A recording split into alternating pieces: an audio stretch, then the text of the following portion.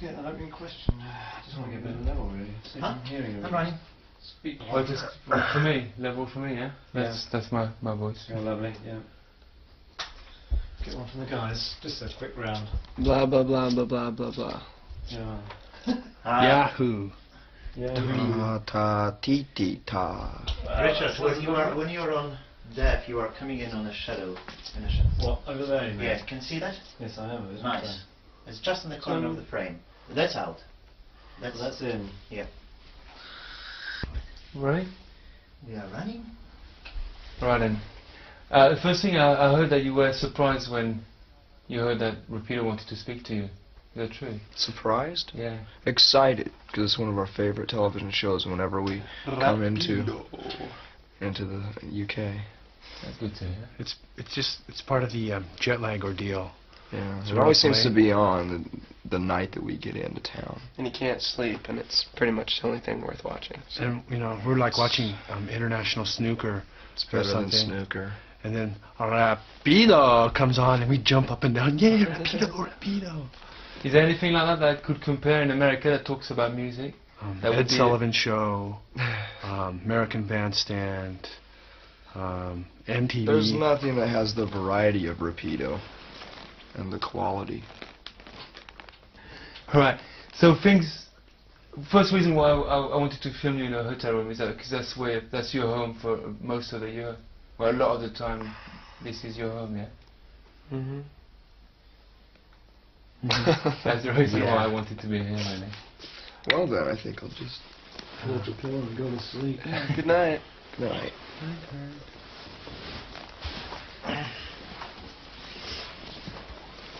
Now the thing's going. Yeah, things going real quick, isn't it? Yeah, Okay, I mean, the bye. record's only been out for, what, 2 months or something? Something like that, yeah. I don't know, it's just a blur. I think it's been about 3 months now. Has it really? September 24th. That's right. October, November. 2 months. Just 2 months. Oh, well. That's Your perception of time and reality is obviously distorted. Because it is. I mean, an album to go, not a first album, an album to go, in the Billboard chart, in the top chart, and number 4. That's real quick. That's as quick as you can get, isn't it? I've never paid attention to charts before, Yeah. you know? I mean, the numbers, it's just a bunch of statistics, really. I want to have my chart done, astrological chart, so we can, like our next release or like my personal life, I'll go, like my chart says, I'm in Taurus and, Saturn is in Sagittarius. And and blue diamonds and green clovers, Orange stars. orange stars, And But- blue diamonds. and blue diamonds. But I'm sure if you don't look at the numbers, somebody else is looking for you at the numbers. And I'm sure, here Rapido talks to you, a lot of people are talking to you, want to talk to you. When you're going to go back in America, it's going to be the same, Like a number 4 album is a very big album. And then people are going to want to have your opinion about everything. It's already happening. Yeah, we have our opinions. We're a bunch of opinionated jerks. Let me tell you something. Jerky. Jerky. That's It's right. difficult to have an opinion about everything when you ask. It's difficult to have an opinion about everything because I don't know anything about anything. Well, I mean, you give your opinion to somebody, and it's just your opinion. I mean, it's not gospel or anything. All opinions are open to dialogue and forum. So do you call that pressure already? Well, being shooting up at the top like that? Pressure? Mm-hmm. I don't think so. We don't really pay enough attention. I mean, it's not like any, we don't feel responsible to go out and try twice as hard, Yeah. I mean, it happened. We've been doing what we're doing. And if it goes up to number -12 on the chart, then Past number. whatever, past number 1 to -12. It's no big deal, really. Okay, you brought about the conversation about exposure and pressure and... No, I'm sick. I'm sick. Well, you caught the English flu or something. Touch me, I'm thick. You can fry a head No. egg on that Fry forehead. head on that egg. That's right. You ain't got a forehead, you got an 8 head. Magic 8-ball head. We'll just turn it up and down. And, that's how we plan our destiny, was with that magic 8-ball. You know, you turn it around. It says, try again. Comes out and says, yes. Yes. No. And Go do you think, die. do you think when you're going to go back to the States, when you going to go back to America? About 2 weeks. December 15th. Uh-huh. And then we go on tour for another 5 days. Then we have a month off, and we go to Australia, New Zealand, Hawaii, Japan, Hawaii. Hawaii. Southeast Asia, and then we're home for a little while. It's crazy because like in France, you know, like nobody was, for example, where the program comes from, where I come from. Nobody was really talking about you before, and then suddenly it's like album of the year, you know, like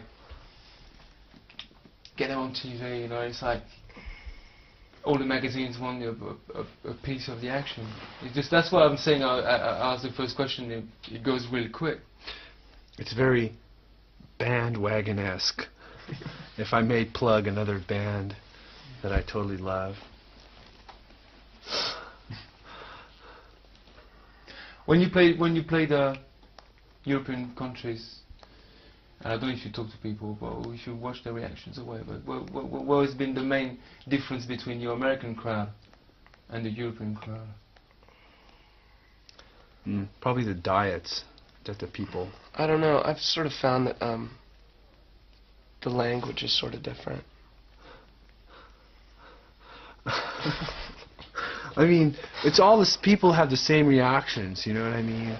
I guess we all came from a common ancestor, like Adam and Eve. Adam and Eve, right? Creationist Adam and Eve, evolutionist, humanoid type creatures came out of Africa and populated the Earth and adapted to their climates. But I think there's a million similarities and there are dissimilarities, and I think people's reaction to music is a very big similarity, whether it be on the continent, be it the UK or be in U.S. In the West, you know, if you go to the East or if you go to like Cambodia or something, they wouldn't know what to think of you because they really haven't been exposed. But in the West, rock and roll has been a major cultural thing for the last 30 years, so it's pretty much the same reaction. It's also because your music seems to be based on instinct, and then people can share that. Yeah, Sure. It wouldn't matter if we were speaking in tongues. Yeah, right It's a on. universal language. It's a universal language. And those are like worn out cliches, you know. Rock and roll is the universal language, brothers, you know. But to some extent that's true. I mean, people just, you get a lot of people in the same room, you get good groove happening, and people really react. It's a great thing. But it's something else. I don't know. Again, you tell me in America, but in England or in France, it's like quite recently, like it's kind of cool to like rock again. A lot of people kind of walked out of rock for a long time. Oh, boy, and they wore black clothes, and you know, it just, if that's the case, I mean, music isn't a fashion accessory. There's a lot of people it is, I know, but to us it isn't. You know, I'm into industrial dance now. You know, so what they do, they go to the pawn shop and sell all their CDs. Not records, but CDs, because records are out. Maybe it's also because guys like you maybe like give quite a good name to rock. If rock and roll deserves a good name, it does. It does. And I think, yeah, probably You know, quite Bon Jovi gives love a bad name. God gave rock and roll to you. God gave rock and roll to you. And you've got a gift. It's called rock and roll. Rock and roll's paid for a lot of facelifts and hair transplants. I There's know. one thing that I've learned about rock and roll by being in this business for 5 or 6 years would be to use your illusion. 1 and 2. It depends what illusion it is. Life is full of illusion. And here's my lovely magic. wife. It's magic. Magic. and I mean,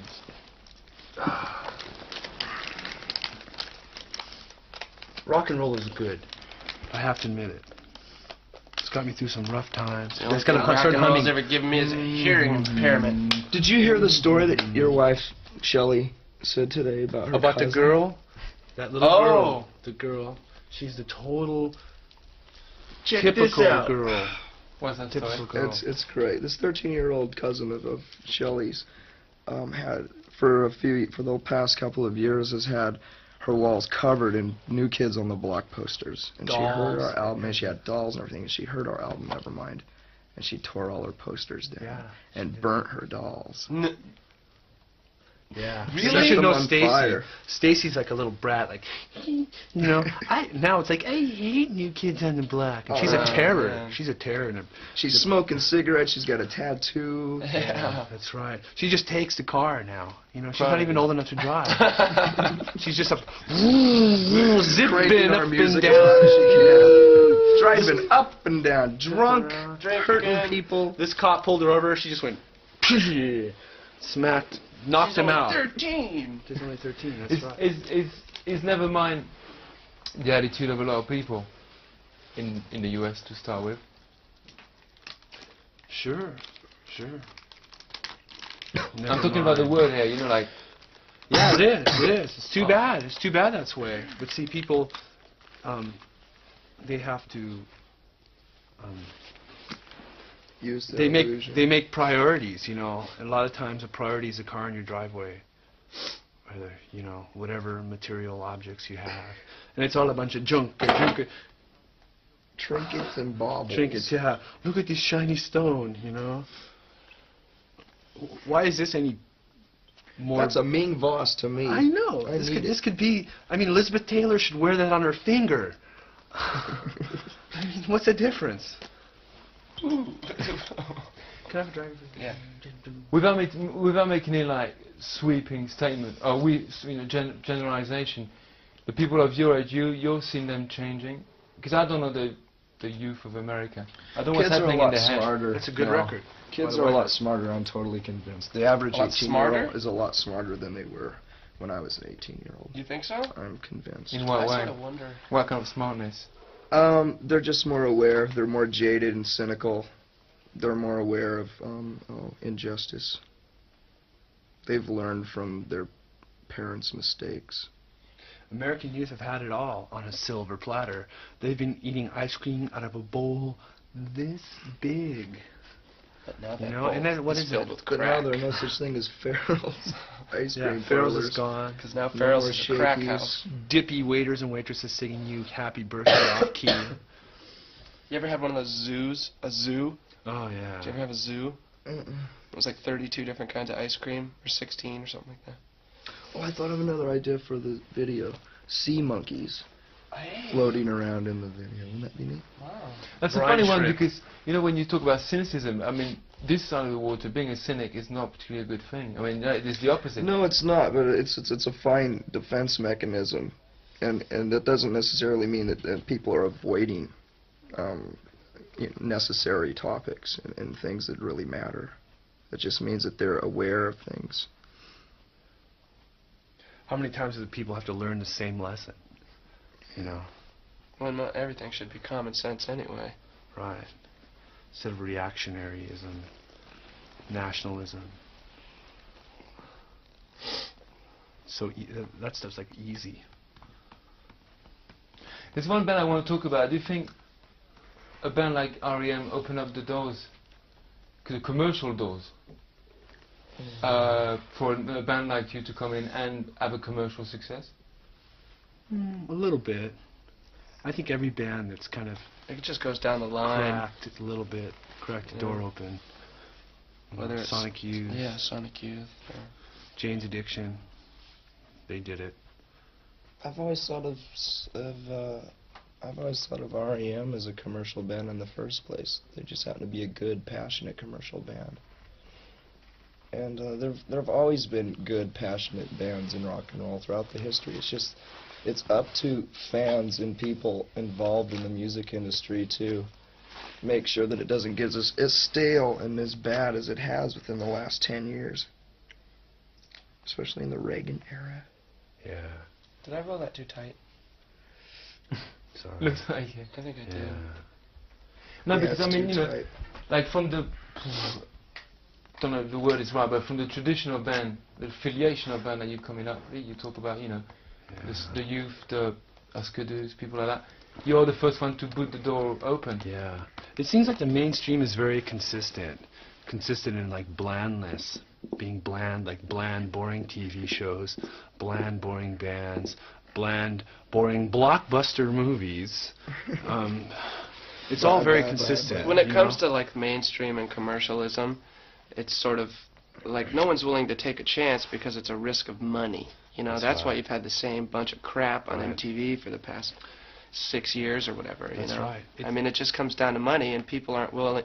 You know, it's not a feasible business move. You know, It's a vicious circle. Is actually these people who are trying to make money is they play it really safe and they take like a demographic survey. So they survey all these the papal hierarchy in the Vatican.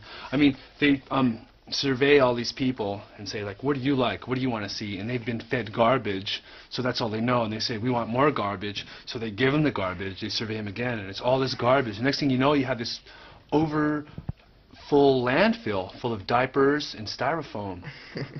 And that's mainstream culture. Is a soiled Pamper diaper in a Big Mac container.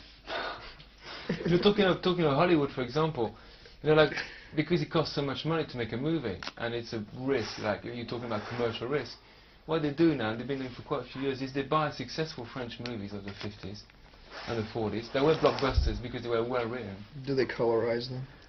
And then no, they reshoot them, like Oh, Three they Men and a Baby reshoot and that kind them. of, you know. Oh, But that's just the right. beginning. They're going out there and buying, like, Oh yeah, that's exactly why there's so many new popular bands doing covers of songs even 5 years ago. You know, like Right. this one band that we played with on Top of the Pops last night. We're doing a cover of a Christopher Cross song. Yikes! Yikes. You know. Crikey. Yeah. what a chuff. Yoinks, what a joke. Yeah. It's. I mean, how many times do you have to see the same I Love Lucy plot on a sitcom? You know what I mean? But there's good stuff out there. I mean, The Simpsons. I mean, that's like a great TV show. And it's It's a very- commercial success. Yeah, it is. There's a lot of substance there. It's really good. and because I suppose, you know, the lines are, the walls are pretty thick out there, maybe thicker than here between people.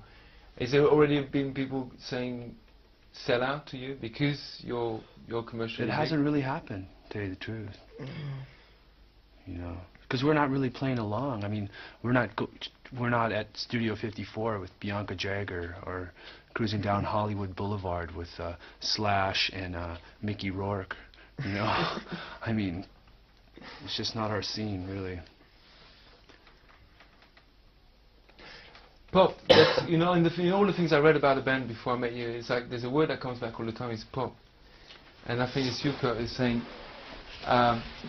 before, during the Bleach time, you know, like, I was scared of making pop music. Ooh, did I say that? Well, it was printed anyway. Well, it was printed, I see. Sounds like a misquote No, I've always loved pop music. It just so happens that most of the songs that we wrote at the time the Bleach album was coming out were more abrasive songs. There were quite a few songs that were very pop, like the song like About a Girl, that were just left off the album. In fact, a few very pop songs on this album were written at the time, if not before, the Bleach album came out. And I think that releasing the Sliver single was a good example of what Nevermind would have.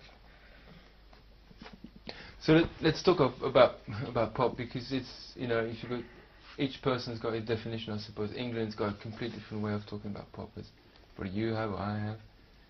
So what's pop? Pop is like Rubber Soul, Beatles. Just kind of a song with a hook, very simple. Yeah, anything with repetition, it doesn't have to be clean and jangly. Yeah. There are a few Melvin songs that are pop in my eyes. And I think pop could be like children's songs, you know? Yeah. Songs that you're taught in nursery school or whatever. Yeah, it's not pop as in popular. That's not the case. But pop is also something like in England, it certainly is the case, it's something that you kind of love to hate. Sometimes, you know, there's pop songs that you really hate, but, you know, they're just up there and you walk around with them and, you know. I think that's what pop is in England. Like a TV commercial. Something that sticks jingle. in your head. Yeah. Didn't Richard Carpenter do that at the Carpenters? He saw a bank commercial. Because I saw the Karen Carpenter story. And he was watching TV, popping Quaaludes, that his mom turned him on to. Here, Richard. That's pop. They're Quaaludes. They'll calm you down. So he's popping Quaaludes, sweating, and he saw this TV commercial for a bank. And the theme goes, "We've only just begun." And he goes, "That's a hit." So he got on the horn to Herb Alpert and buy the copyright to that song. And then they had a million-seller hit. I wonder if he's still popping ludes. There's another word with P, that's punk, yeah? That's another word I've seen a lot in the English, British interviews I read of you. Ugh, whatever you've read. Whatever. There you go. I thought, yeah, let's talk about that first before we go any further. Talking about whatever you read, like, there was an article in the Melody Maker. There was a front page article that presented you like real rock and roll monsters. Sensationalism is all it is. Being sensational. You can Just read another paragraph. You can just read. You can read the Sun, or you can read the Sunday Sport. Just a bunch of sensational articles. Everybody likes to have a good time. Sometimes things get out of hand, but to have a whole image behind a band, they made a good article, I suppose. It was funny. It was a good laugh. Ho, ho, ho, ho. So yeah, let's go back to punk then. Because the article, I think, people already read it, the other ones haven't, and it's forgotten. Yeah, punk, what do you use the word? That is a word that could, is from a certain area of time and music. And you seem to put it, you say it describes our music well. I think punk is just as vital now as it ever was. As far as like inspiring people, you can still look back on punk rock that came out in the early 80s and late 70s and still be just as inspired and into it as it might have affected you when it was released, when it was out. And punk was like very simple, and there was a lot of energy. All the first real punk. There was a lot of melody too, and it was a reaction to like stuffiness and like progressive jazz in rock and roll. Old farts playing 20-minute songs, when what rock and roll was like a 3-minute song, and it just really got you going. Go man, go. I'm looking for kicks. Emotional instead of like really cerebral, Punk rock made me realize that you don't have to be professional. You just have to have passion. It inspired You a can lot be of people to... as sloppy as you want. And that's what made me start playing guitar. I was intimidated when I first started playing guitar by really professional musicians, like heavy metal musicians who are very anal and technical and promoted the fact that they can play good, and that made me not ever think of playing rock and roll realistically or ever making a career out of it or actually, going for it and doing it. But when I heard punk rock, it made me realize that these people are a lot like me, They're just as sloppy and as bad musicians, but they still like passion and they like energy, and so it helped me start a band. And hopefully it'll do the same for other kids and people. Professionalism is a really big thing in America, isn't it? more than here, I think. You know, you have to be. That's something that always strikes me. A lot of American artists, the emphasis is on, you know, being very good at it and working your ass off at it. It's a very, you know, a very American thing, I think. Well, it's American. probably You know, true I don't like to everywhere. throw too Well, much of that. It's yeah, American. yeah. But No, but I understand that. I mean, work. You know, work. in America, there's colleges devoted to, like, the Guitar Institute of Technology and the Percussion Institute of Technology, and they go and they Accordion Institute. teach you how to, like, make those moves on stage and how to look and what to wear and, you know, And teach you to make it. They have commercials. Get a career in the music industry. You know, managerial, sound engineering, and they show these like total goofballs twirling these knobs and stuff. Like, it's so romantic. But in the same time, you do get involved a lot in controlling whatever comes out of We Nirvana. have to. You have to do it because We don't trust anyone else. it's up to us three, and you let somebody else go, get a hold of it, and who knows how it's going to turn out. It's not going to be Nirvana. You got to be stubborn, too. No. It's a hard lesson learned, but it's the way it's got to be. Get it? Yeah, definitely. But like on the video, like somebody was telling me, is it Alex telling me that, you know, I don't know if it's you or you three, control it, like the teen spirit. Oh yeah, we thought of the whole idea. Mm-hmm. We did hire a director, and at times we were at the mercy of the director, but hopefully we explained it to him well enough so he could get a good idea of what we wanted. There were a lot of time constrictions for the video to be released, so we only had a couple of days to edit it, and we mainly just let the production company edit it, and then we looked at the rough edits and decided to take a few things out. But they had a really good idea of what we wanted. We had a few discussions over it. Yeah. So it turned out all right. It's a Nirvana video. I mean, if Nirvana had nothing to do with it, you know, I could see some manufactured band. You know, they're take your places, guys. No, I mean, it definitely works because I received the idea of it's like, you know, I process 20 videos a day. You know, like I receive them every day and listen to them. Yeah. Put him on without even looking at the label, looking at the name of the band. And, you know, I kind of watched it and then I stopped and I had to play it again, and it's just very, the spirit is there. And even if you had the sound, of course, you would have to look at it again because it just looks completely different. I know So the it works. fans had a lot to do with it. People showed up there and they weren't over enthusiastic. They were just very, very enthusiastic. It was like 12 hours of sitting around listening to the same song.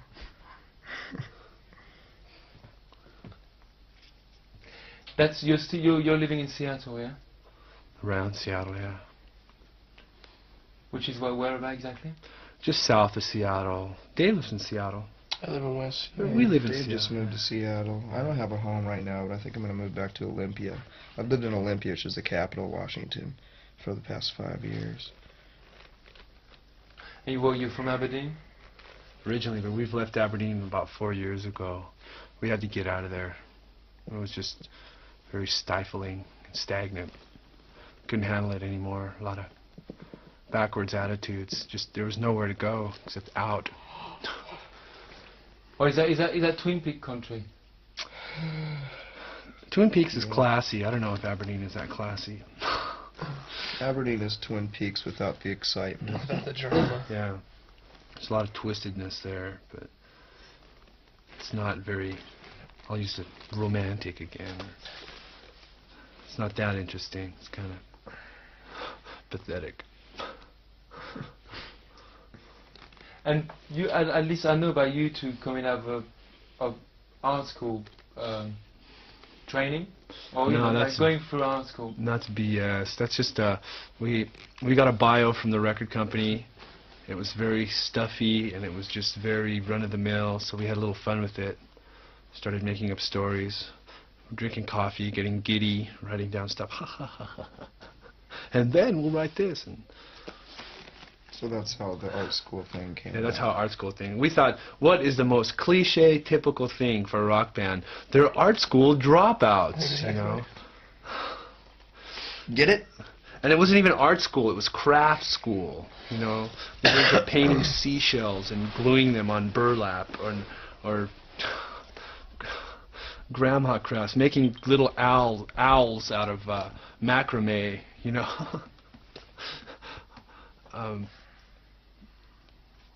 Crafts, you know, that whole absurd world. Saying that, for example, the cover is a really good cover.